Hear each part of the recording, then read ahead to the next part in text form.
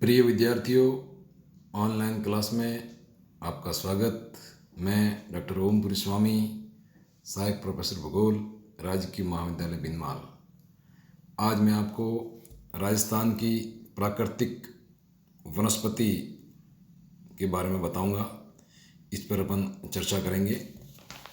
किसी भी देश के बहुमूल्य संसाधनों में प्राकृतिक वनस्पति वनों का महत्वपूर्ण स्थान है। वन किसी देश की राष्ट्रीय अर्थव्यवस्था या राज्य की अर्थव्यवस्था के विकास में विशेष योगदान निभाता है। भू संरक्षण, जल संरक्षण, मरुस्थल और बाढ़ आदि को नियंत्रित करने एवं देश के औद्योगिक एवं कृषि विकास के लिए वनों का उचित मात्रा में होना बहुत ही आवश्यक होता है। प्राकृतिक वनस्पति में पेड़ पौधे यानी वृक्ष, कंटीली झाड़ियाँ, घास आदि सम्मिलित किया जाता है। किसी भी प्रदेश या देश में कुल क्षेत्रफल में राष्ट्रीय वन नीति के अनुसार 33% भाग में वन होना बहुत ही आवश्यक है। राष्ट्रीय वन नीति के अनुसार देखें तो राजस्थान में प्राकृतिक वनस्पति यानी वन संपदा कुल क्षेत्रफल में केवल 9.57% ही पाया जाता है। अर्थात वन संपदा की दृष्टि से देखें तो राज्य बहुत ही पिछड़ा हुआ है। राजस्थान में प्राकृतिक वनस्पतियों को देखें तो यहाँ कई प्रकार के वन पाए जाते हैं।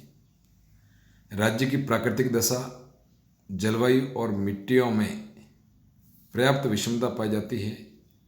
इसी के कारण राजस्थान में वनस्पति भी अनेक प्रकार की मिलती है, जिसका वर्णन निम्न प्रकार है। राज्य में लगभग कुल मिला के 5-7 प्रकार के वन देखने को मिलते हैं। वनों का पहला प्रकार है वह है शुष्क सागवान वन प्रदेश।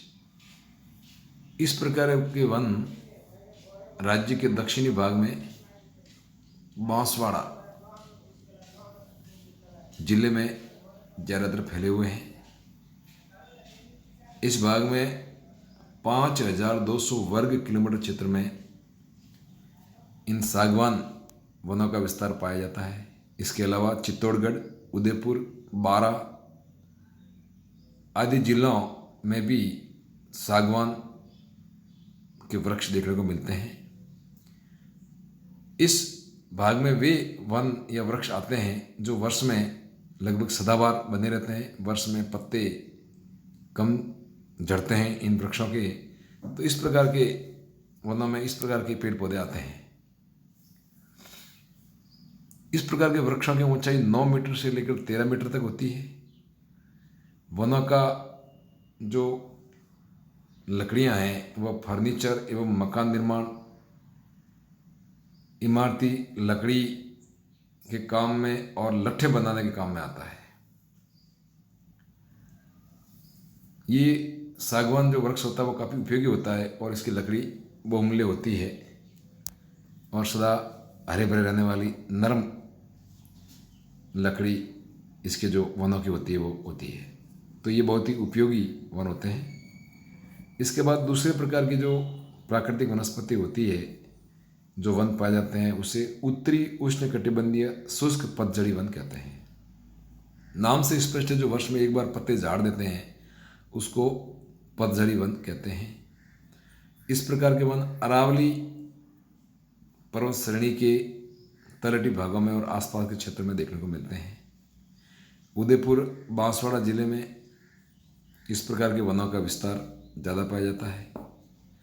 इस प्रकार के वनों में वर्षा 50 से 100 सेंटीमीटर होती है। इस प्रकार के वनों में तेंदू, बबूल, बरगद, गूलर, खैर, नीम, बहेड़ा, खिरनी, सैमल व टिमरू आदि वृक्ष देखने को मिलते हैं। ऊंची पहाड़ियों पर बांस, आंवला, थोर, करौंदा आदि के वृक्ष एवं पौधे देखने को मिलते हैं। इस प्रकार के वनों की लकड़ी से कृषि के औजार बनाए जाते हैं और तेंदू की पत्ती से बीड़ी बनाई जाती है। खेर से कत्था और खिरनी वृक्ष से खिलौने बनाए जाते हैं। तीसरे प्रकार के वन है वो मिश्रित पतझड़ी वन है। ये वन उदयपुर के अलावा कोटा, राजसमंद, बूंदी, चित्तौड़गढ़ और सिरोही जिले के कुछ भागों में देखने को मिलते हैं। इनका विस्तार 9000 वर्ग किलोमीटर में है। इस भाग में वर्षा 50 सेंटीमीटर तक होती है और वृक्ष धोकड़ा, बरगद, गुलर, आम, जामुन, बबूल, खेर आदि पाए जाते हैं। इन वनों से प्राप्त लकड़ी का उपयोग इमारती लकड़ी के रूप में होता है। साथ ही ईंधन व कोयला बनाने के लिए लकड़ी काम में ली जाती है। इसके बाद जो अगले प्रकार का वन है वह है सालर वन। इस प्रकार के वन अलवर, चित्तौड़गढ़, उदयपुर, सिरोही, अजमेर, जोधपुर और जयपुर जिले में लगभग 11,000 वर्ग किलोमीटर क्षेत्र में फैले हुए हैं। अरावली पर्वत के ढालू भागों में भी इस प्रकार के वन देखने को मिलते हैं। इन वनों में वार्षिक वर्षा 50 से 100 सेंटीमीटर तक होती है। वृक्ष की ऊंचाई 12 मीटर से 15 मीटर तक होती है। वृक्ष सामान की पैकिंग के लिए उपयोगी लकड़ी प्रदान करते हैं। गहरी मिट्टी वाले क्षेत्रों में घास फूस का भी विस्तार पाया जाता है। ढाक या प्लास वन, ये नदी के तटवर्ती भागों में देखने को मिलते हैं। सागवान किस्म के वृक्ष पाए जाते हैं जिसमें बहेड़ा, महुआ, सफ़ेद, सिरिस, करंज, गुलर व पारस पीपल आदि वृक्ष देखने को मिलते हैं।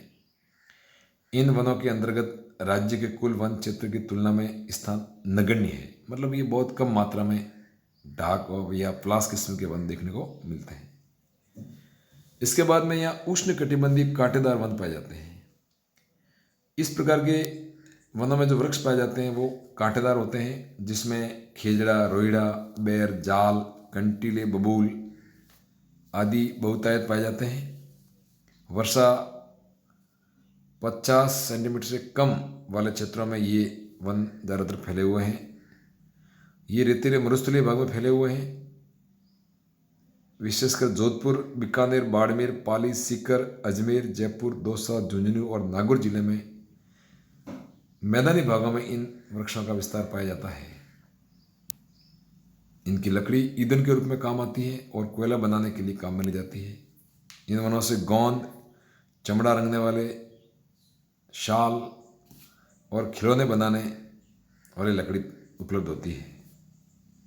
इसके बाद राज्य में उपोष्ण कटिबंधीय सदाबहार वन देखने को मिलते हैं। ये वन आबू पर्वत के चारों तरफ 32 वर्ग किलोमीटर क्षेत्र में फैले हुए हैं। ये लगभग 1400 मीटर की ऊंचाई पर अरावली पर्वतमाला पर देखने को मिलते हैं। इन वनों में बांस, आम, थाऊ प्रजाति के वृक्ष मिलते हैं। इसके अलावा बेल, जामुन तथा रोइड़ा देखने को मिलता है। यह उच्च पर्वतीय क्षेत्र में पाए जाने वाला वन है। इसमें अंबात्री जिसको बोलते हैं वृक्ष भी देखने को मिलता है। राजस्थान में आबू पर्वत पर इसका विस्तार अधिक पाया जाता है। इस प्रकार राज्य में ये 7 प्रकार के प्राकृतिक वनस्पति वन संपदा देखने को मिलती है। धन्यवाद।